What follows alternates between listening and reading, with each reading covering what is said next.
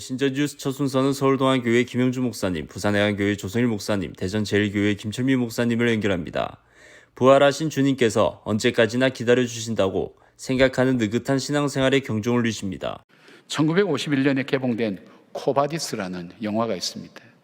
폴란드의 작가 헬리크 시엔기에비치라는 사람의 소설을 영화로 만든 역사 소설이죠. 이 영화의 배경은 폭군으로 알려진 네로 황제 때 기독교를 박해할 때입니다. 로마 시가지에 불을 지르고 이 책임을 기독교인들에게 돌리면서 수많은 기독교인들이 사자의 밥이 되는 순교하는 그런 시기였습니다. 그때 생명의 위협을 느낀 베드로는 주위의 권고로 로마 탈출을 시도합니다. 그런데 도망가는 바로 그 길 앞에 자기가 도망온 길로 예수님이 가고 계신 것입니다. 그때 베드로가 예수님께 묻습니다. 예수님이 잡히시던 날에도 3번이나 주님을 모른다고 부인했던 그 베드로, 자기와 반대쪽 로마를 향해 가신 주님을 향해 묻습니다. 코바디스 도미네, 라틴어로 주여 어디로 가시나이까? 그때 주님께서 베드로에게 이렇게 대답하십니다. 너가 버린 내 양들을 위해 내가 또다시 십자가를 지러 로마에 올라가노라. 이 주님의 말씀에 베드로는 로마로 다시 들어가서 순교를 당합니다.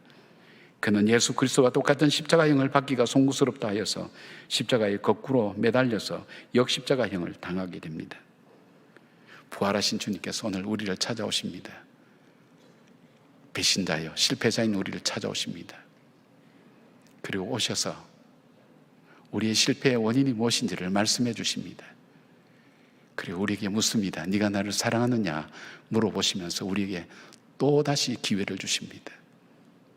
또다시 우리의 삶 속에서 실패하지 않는, 배신자로 살지 않는, 정말 시절을 쫓아 과실을 맺는 내 삶에 소중한 것을 맺어나가는 삶이 되기 위해서 주님께서 우리에게 기회를 주십니다. 주님께서 오셔서 회복시켜 주시는 그 주님, 사랑하는 자야 일어나 나와 함께 가자고 말씀하시는 그 주님의 음성을 듣고 낙심과 절망의 자리에서 일어나서 다시금 하나님께서 부르시는 그 부름을 향해 믿음으로 걸어가는 우리 모두가 되기를 주의 이름으로 축원합니다. 아멘. 예수께서 그들을 만나 이르시되 평안하냐 하시거늘 여자들이 나아가 그 발을 붙잡고 경배하니. 예수님은 이들에게 평안하냐라고 말씀하셨는데요, 평안하냐라고 번역된 카이레테라고 하는 단어는 기뻐하라는 의미예요. 기뻐하라라고 하는 주님의 말씀이 여러분 안에 있는 그 모든 슬픔과 우울함을 다 몰아내 주시기를 축복합니다. 이렇게 예수님의 말씀으로 슬픔이 사라지고 기쁨이 창조된 두 여자는 예수님을 경배하는 거죠. 살아계신 예수님을 기뻐하며 경배하는 것, 이것이 바로 우리의 예배입니다. 저와 여러분의 예배가 그런 예배가 되기를 축복합니다. 예수님이 부활의 첫 열매라고 하는 얘기는 우리가 그 다음 열매가 될 것이다 라고 하는 걸 믿는 것이죠. 예수님께서 다시 사셨는데 그 부활의 몸은 영원한 몸이에요. 우리도 그런 몸을 입을 거라는 거예요. 그러므로 지금의 이 연약함 때문에 너무 낙심하거나 절망하지 마십시다. 여러분, 옷으로 비유하자면 지금 이 몸은 작업복입니다. 우리 하나님이 우리에게 작업복으로 이 몸을 주셨어요. 그러니 이 몸을 작업복으로 주셨다는 것, 그거 자체로 우리는 감사해야 돼요. 그리고 열심히 주님의 일을 해야 돼요. 그러면 이 몸을 가지고 할 최고의 일은 뭡니까? 그러므로 너희는 가서 모든 민족을 제자로 삼아 아버지와 아들과 성령의 이름으로 세례를 베풀고 내가 너희에게 분부한 모든 것을 가르쳐 지키게 하라. 볼지어다 내가 세상 끝날까지 너희와 항상 함께 있으리라 하시니라. 모든 민족을 제자로 삼으라 그랬어요. 이게 바로 예수님이 우리에게 명령하신 지상대명령이지요. 예수님을 믿는 사람들이 이 지상대명령을 소홀히 여기고 순종하지 않는 거예요. 그래서 그레이트 커미션이 그레이트 오미션이 됐다 그러잖아요. 중대한 누락. 그러면 어떻게 되겠습니까? 진리를 아는 사람들이 이 진리를 전하는데 게으르다면, 진리를 왜곡시키는 사람들의 그 열심을 따라가지 못한다면 그 영혼이 다시 살아나는 일, 그런 일은 없을 거 아니에요. 죽은 영혼이 계속 죽은 채로 있을 수밖에 없겠지요. 예루살렘으로부터 2명의 제자가 내려가고 있었습니다. 원래 예루살렘 사람들이거든요. 그런데 이들이 내려가는 이유가 뭐라고요? 실망한 거예요. 예수님에 대해서. 그러면서 그 사람들이 하는 말이 나사렛 예수에 대한 일을 우리가 얘기하고 있었다. 그런데 그분은 하나님과 모든 백성 앞에서 말과 일에 능한 선지자였다. 그런데 대제사장들과 서기관들이 사형 판결에 넘겨서 그냥 십자가에 못 박혀 죽으셨다. 우리는 이 사람이 이스라엘을 구원할 자라고 기대했다. 그런데 기대가 큰 만큼 실망도 크다. 이제 우리는 다 접었다. 그래서 낙향한다. 이런 얘기예요. 그들은 뭘 가지고 있었죠? 예수님에 대한 기대가 있었어요. 기대가 잘못된 걸까요? 아니에요. 믿음은 바라는 것이란 말이에요. 바라는 것은 맞아요. 그러나 그들이 예수님은 이런 분이어야 돼 라고 하는 부분에서 문제가 생긴 거예요. 예수님은 우리를 로마 제국으로부터 구원해 주실 정치적 메시아여야 됐다는 거예요. 그들은 예수님이 자신들을 정치적으로 그리고 사회적으로 자기들을 구원해내서 명실상부하게 메시아적인 위상을 지니는 분으로 기대하고 그렇게 예수님을 따라왔다는 거죠. 그런데 아이고 이게 웬일이야? 예수님은 이스라엘 나라는커녕 자기 몸도 하나 건사하지 못하고 십자가에서 비참하게 돌아가신 거예요. 아, 잘못됐네 이거. 예수를 믿었는데 실망 정도가 아니고 배신감을 느끼는 거죠. 이 사람들 예수 그리스도를 3년 동안 따라다녔던 사람들이에요. 우리들도 예수님을 열심으로 믿고 교회 안에서 열심으로 신앙생활하고 그리고 어떤 분은 어머니, 할아버지, 그 증조 할아버지 몇 대를 거쳐서 예수 믿는 그런 집안에서 오신 분도 계세요. 그럼에도 불구하고 여러분 꼭 기억하셔야 됩니다. 내가 가지고 있는 틀이 있어요. 예수님에 대한 틀. 예수님은 이런 분이어야 돼. 교회는 이러해야 돼. 하는 자기 틀거리가 있단 말이죠. 이 제자들은 예수 그리스도를 정치적 메시아라고 하는 틀거리 속에 넣고 예수를 본 거예요. 그러니까 실망하죠. 성경은 우리 인생이 기대하는 바대로 움직이지 않았습니다. 내가 바라는 정도의 그 틀 안에 하나님이 갇히시기로 작정하신 적이 없어요. 메신저 주스 두 번째는 광주 양림교회 김현주 목사님, 남양주 평내동안교회 나강윤 목사님, 부산항서교회 나혜천 목사님으로 이어집니다. 예수님께서 일생을 돌아다니시면서 말씀을 전파하신 사실을 성경에서 배우면서도 나홀로 독닦는 신앙생활에 안주하는 현대인의 잘못된 종교 습관을 고쳐주십니다. 죽음이라고 하는 것은 하나님과 단절된 것을 죽음이라고 해요. 죄인들은 하나님과 단절되어서 죽음의 길을 걷고 있습니다.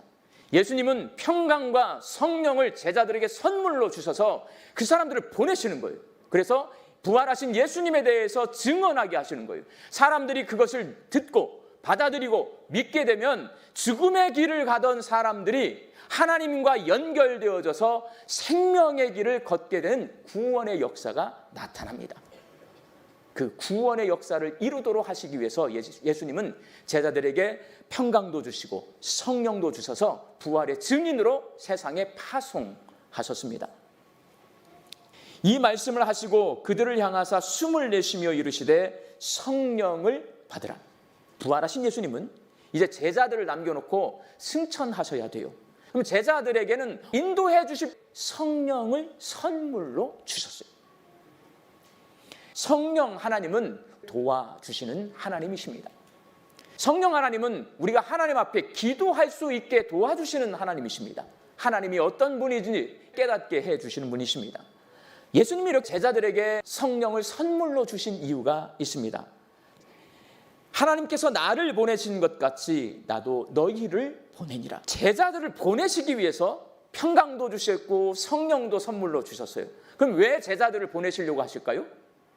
그 대답은 사도행전 1장 8절 말씀을 통해 얻을 수가 있습니다. 예루살렘과 온 유대와 사마리아와 땅끝까지 이르러 내 증인이 되리라. 부활하신 예수님을 증언하라고 보내십니다. 그럼 예수님은 왜 부활하신 예수님을 증언하게 하셨을까요? 예수님을 증언하면 무슨 일이 벌어집니까? 예수님은요, 죄인들을 구원하십니다. 사랑하는 성도 여러분, 부활하신 예수님은 저와 여러분이 부활의 증인이 되기를 원하십니다. 예수님이 구세주이심을 믿는 것으로 끝나면 안 되고 나가셔서 입술을 열어서 예수님이 죽었다가 살아나심으로 당신에게 구원의 길을 열어주셨습니다. 십자가에서 당신의 죄를 용서하셨습니다. 증언하는 부활의 증인으로 살 수 있기를 예수님의 이름으로 축원합니다. 여러분, 세상의 종교들에도 기독교처럼 종교의 창시자나 그 종교의 아주 위대한 인물들이 있어요. 그러나 그 종교들에서는 대부분 그렇게 이야기합니다.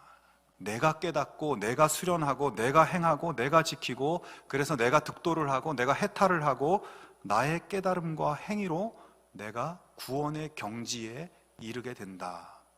하지만 기독교는 내가 구원을 위해서 무엇을 해야 하는 것이 아니라 나의 구원을 위해 예수님이 역사 속에서 나를 위해 죽으시고 장사 지낸 바 되셨고 사흘 만에 살아나셨다. 그래서 많은 사람들 앞에 자신을 나타내 보이셨다. 그 역사가 실제라는 것을 내가 받아들이면 되는 것입니다. 오늘 본문의 사도 바울은 예수님의 부활 때문에 자신이 어떻게 바뀌었는지를 쓰고 있습니다. 나는 사도 중에 가장 작은 자라.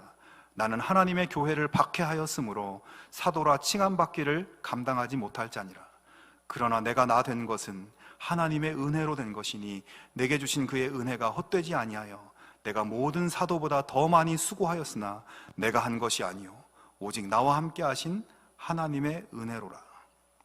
이 말은 나 완전히 딴 사람이 됐다라고 고백하고 있는 거예요. 여러분, 바울은 원래 오늘의 현대인들과 아주 닮아 있는 사람이었습니다. 그는 스스로를 구원할 수 있다고 생각했어요. 내가 열심히 율법을 지키고 열심히 의롭게 살면 하나님의 복을 얻어낼 수 있다라고 본 겁니다. 그런 사람이 바뀔 수 있는 단 한 가지 경우는 십자가에 달려 죽었던 예수님이 버젓이 살아서 그 눈앞에 나타나는 것밖에 없습니다. 그래서 예수님은 실제로 그렇게 하셨고 예수님의 부활 사건이 그를 박해자에서 사도로 변화시킨 것입니다. 여러분, 예수님의 부활을 믿으십니까? 그 사건이 역사적 사건이고 나를 위한 사건이라는 것을 믿으십니까? 여러분, 이 믿음이 우리의 핵심입니다. 이 부활신앙의 반석 위에, 그 기초 위에 여러분의 믿음을 든든히 세우고 부활의 능력을 살아가는 우리 모두가 되기를 주님의 이름으로 축원합니다. 처음 부활을 목격한 이 세 명의 여인들은 어떤 사람들입니까? 첫 번째, 막달라 마리아가 나옵니다. 7 귀신에게 시달린 여인이었어요. 그리고 우리 예수님의 은혜로 치유를 받았습니다. 그리고 또 한 사람의 여인은 누구인가? 이 살로메는 야고보와 요한의 어머니예요.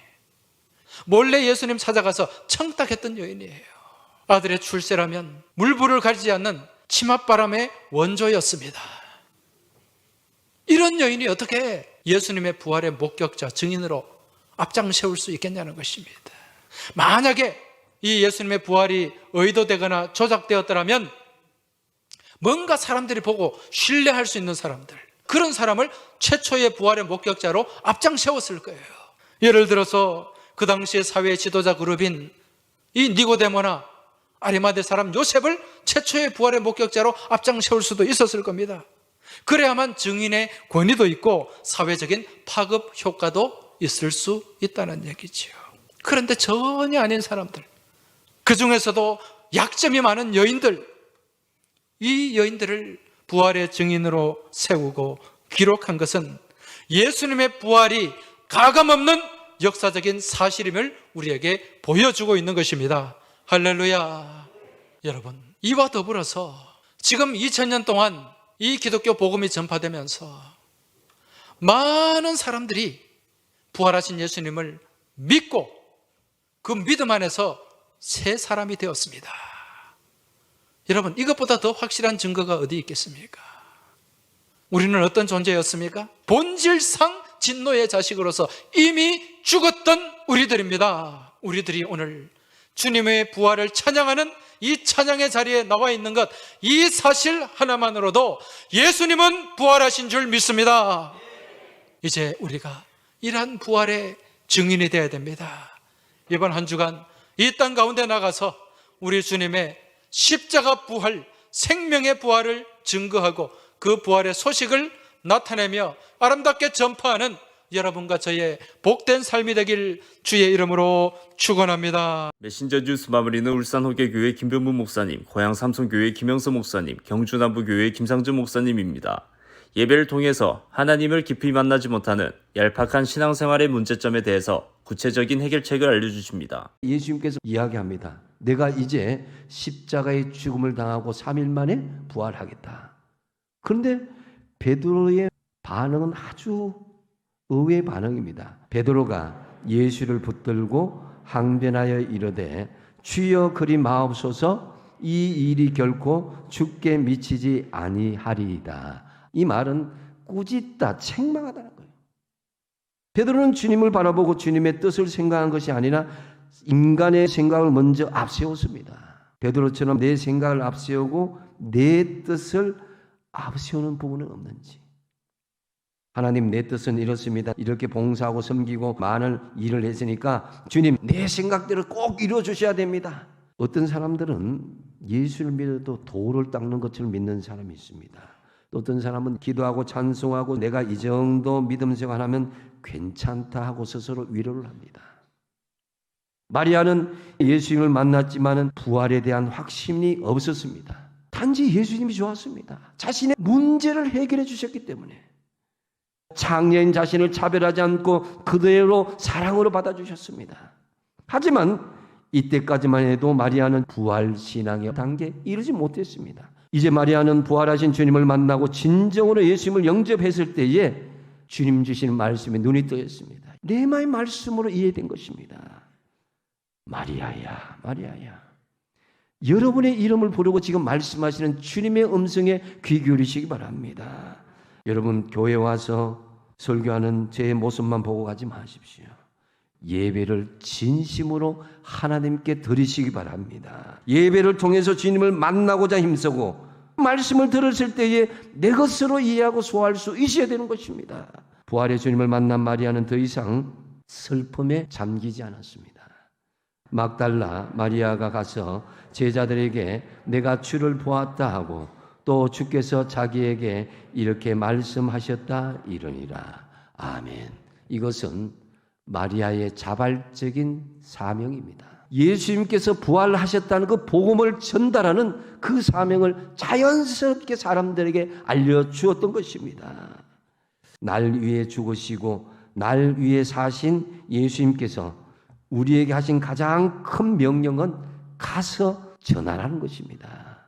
신앙이란 주님을 만나고 체험 있는 사람만이 바로 복음을 전가할 수 있습니다. 내가 믿는 예수, 그동안 내가 체험한 것을 알려줄 수 있어야 됩니다.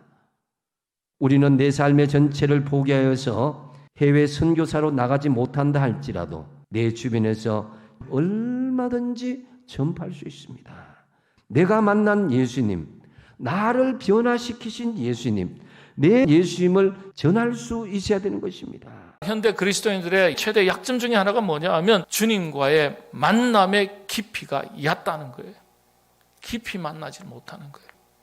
피상적인 만남에 머물고 그 수준의 믿음으로 살아가는 겁니다. 많은 만남이 있지만은 질적인 수준이 높은 만남은요, 깊이 만나는 겁니다. 여러분 잘 아시는 성 어거스틴은요, 예수님의 공생의 전체를 압축하는 한 단어를 선택하라면 바로 다니시다, 이 단어로 압축할 수 있다고 했습니다. 이 단어는 단순한 이동을 의미하는 게 아니에요. 주님은 지금도 사람을 찾고 계신다는 의미예요. 고통받는 영혼을 찾으시고 죄인들을 찾으시고 구원할 사람을 찾고 계시고 복음의 사명을 감당할 일꾼들을 찾고 계시는 거예요. 다니시며 찾고 계시는 거예요. 부활절 이 아침에 지금도 우리를 부르시는, 우리를 찾으시는 주님의 음성을 다시 한번 들으시는 이 아침이 되시기를 바랍니다. 아, 그렇구나. 나를 지금도 부르시는구나. 나를 지금도 찾고 계시는구나. 지금까지 부르시는구나. 찾고 계시는구나. 먼저 귀가 열려서 들으셔야 돼요. 그리고 만나셔야 돼요. 우리가 흔히 하는 말 중에 얼굴 한번 보자. 그리고 밥 한번 같이 먹자. 역시 만나의 역사가 일어납니다. 문제는 깊이 만나야 한다는 사실입니다. 깊이. 주님을 우리가 제대로 만나야 우리 삶에 변화가 일어나요. 진정한 그리스도인이란 삶의 목적이 바뀐 사람이다. 삶의 목적이 바뀌어야 우리 삶에 변화가 일어난다는 거예요. 땅의 것으로부터 하늘의 것으로 삶의 목적이 바뀌는 것이다. 그래서 주님을 깊이 만나는 게 필요합니다. 흔히 자신의 인생을 결정짓는 세 가지 만남이 있다고 이야기하지 않습니까? 첫 번째는 부모와의 만남, 태생적인 만남, 자신이 바꿀 수 없는 거예요. 두 번째는 배우자의 만남, 그리고 신과의 만남, 하나님과의 만남이죠. 인생에 누구를 만나느냐를 통해서 다른 인생을 삽니다. 그런데 우리 인간은요, 영적인 존재입니다. 그래서 하나님을 제대로 만나는 게 참 중요해요. 하나님을 제대로 만나고 깊이 만나서 참으로 행복한 여러분 되시기를 바랍니다. 유가와 도가는 중국에서 가장 큰 양대 종교이기도 하고 양대 철학이기도 합니다. 공자는 제자 안회가 죽었을 때에 하늘이 나를 버리는구나 가슴을 치며 통곡을 했다고 그럽니다. 그때 옆에 있던 제자 게로가 스승님, 죽음이 무엇입니까? 라고 질문을 하니까 공자가 말하기를 태어나는 것도 모르는데 내가 어떻게 죽음을 알겠는가? 유가는 생사를 알지 못합니다. 그래서 죽음 앞에 절망하며 곡하는 것입니다.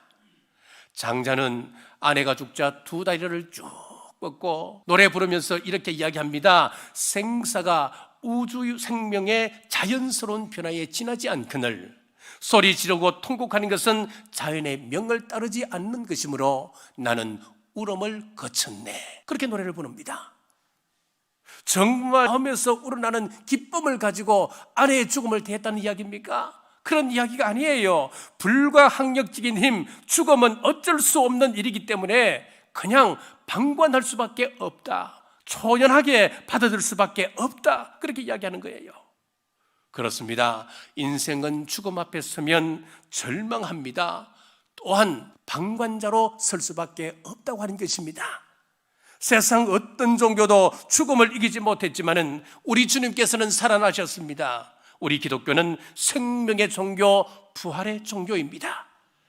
그런데 우리 예수님의 부활 소식을 이야기하기를 어디로 가라는 겁니까?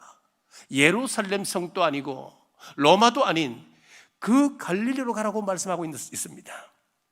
갈릴리는 제자들이 먹고 살기 위하여 치열하게 경쟁하며 고기를 잡았던 곳입니다.